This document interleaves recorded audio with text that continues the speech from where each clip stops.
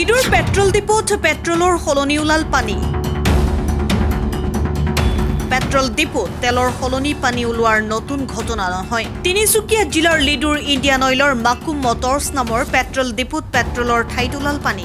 AS04N5018 নম্বৰৰ Wagon R গাড়ীখনত নিশা ভৰাইছিল তেল।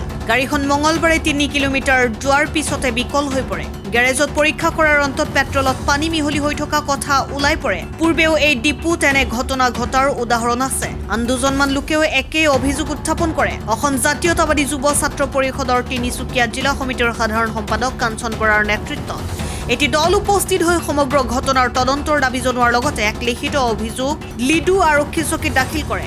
বৰ্তমানে পেট্ৰল ডিপোত তেল দিয়া কাৰ্য বন্ধ আছে। কালি মানে কি হ'ল, কালি মই পিছবেলা 9:30 বজাত মই আহিলোঁ তেল ভৰাবলৈ। মোৰ টেংকিত তেল নাছিলে, 3-5 দিনমান তেল নাছিলেতো। তো কালি ভৰাবলৈ আহিলোঁ, আহি পেলাই দেখিছোঁ ইয়াত 500 টকা তেল ভৰালোঁ।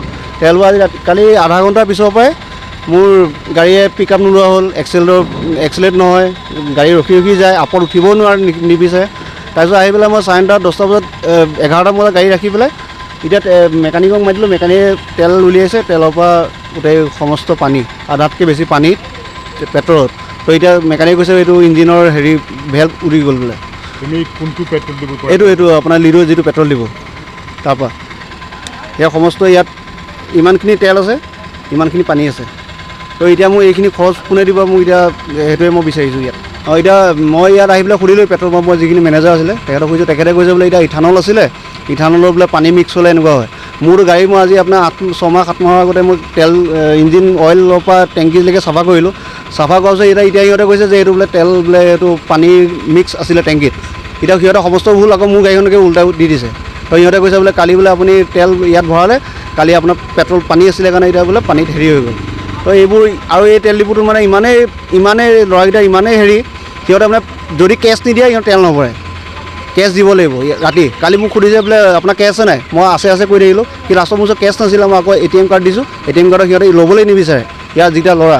আৰু সিহঁতে ইমানে বেড বিহেভ। আপুনি আৰু লিডুৰ কোনো এজন মানুহে কেতিয়াও নাগৰিকে কেতিয়াও প্ৰশ্ন নুসুধে সিহঁতক যে তেলটো ভাল নে বেয়া, কেতিয়াও নুসুধে। মই সোধাৰ কাৰণে এদিন মোৰ এতিয়া কাজিয়া হৈছিলে। তো সেইবোৰ বস্তুৰ কাৰণে মই এতিয়া বিচাৰোঁ সিহঁতৰ তেল ডিপো আহক, সিহঁতৰ মানুহখিনি আহি পেলাই কি কৰে চাই লওঁ।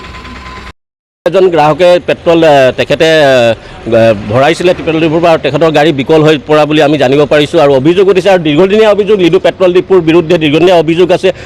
যোৱা কিছু বছৰ আগতেও এনেধৰণে ঘটনা সংঘটিত হৈছিলে।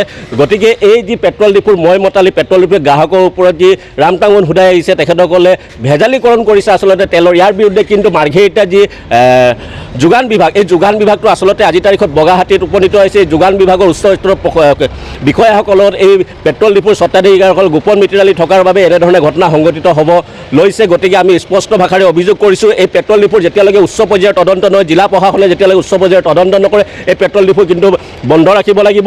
অন্যথাই কিন্তু অসম জাতীয়তাবাদী যুৱ ছাত্ৰ পৰিষদে কিন্তু ইয়াৰ তীব্ৰ গণ আন্দোলন কৰিবলৈ বাধ্য হ'ব। মাৰ্ঘেৰিটাৰ পৰা সমীৰণ বৰঠাকুৰৰ ৰিপোৰ্ট, অসম টাইম। ৰাইজৰ কণ্ঠ, অসম টাইম। ঘৰত আনন্দ আৰু সম্পৰ্কৰ চমক বজাই ৰাখিবলৈ জৰুৰী হৈছে সকলো আনন্দময় মুহূৰ্তত মৰমৰ উপহাৰ দিয়াটো। সেইবাবে মধুশ্ৰী জুৱেলাৰ্ছে আনিছে সকলো ৰঙীন ক্ষণৰ বাবে বিশেষ গহনা। হীৰাৰে হওক, সোণৰে হওক বা ৰূপৰে হওক, শ্ৰেষ্ঠ ডিজাইনছ আৰু হলমাৰ্কযুক্ত গহনাই ৰাখে সম্পৰ্কক নিখুঁত। তেনেহ'লে আজিয়ে আনক আনন্দ মধুশ্ৰী জুৱেলাৰ্ছৰ সৈতে। যোগাযোগ কৰক 7028000341 নাইবা ভিজিট কৰক LNB ৰোড, নলবাৰী, অসম।